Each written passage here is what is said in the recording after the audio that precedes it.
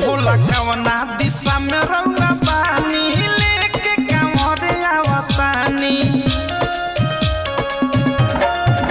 ए भोला कवना दिशा में रउआ बानी लेके कांवरे आवतानी। बमोरियो ततनिया कानी लेके कांवरे आवतानी।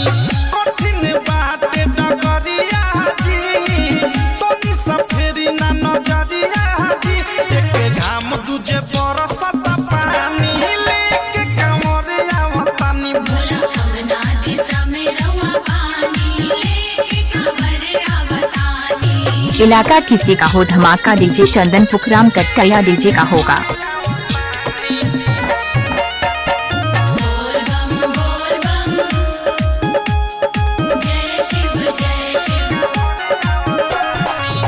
बम बम भोले कही कही जपता सब रहुरे नौआ।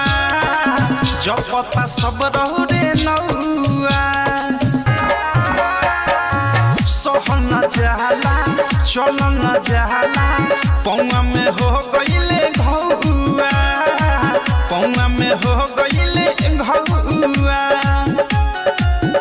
बड़ी चले में होता परेशानी लेके कांवरे आवतानी। भोला कवना दिशा में रउआ बानी लेके कांवरे आवतानी। इलाका किसी का हो धमाका डीजे चंदन मुकेश का होगा। म्यूजिक बाय मंटू मनी।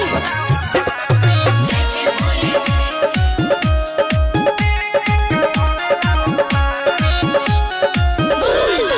सुनी कहीं ना रउआ बिना एको पतहिया नहिली।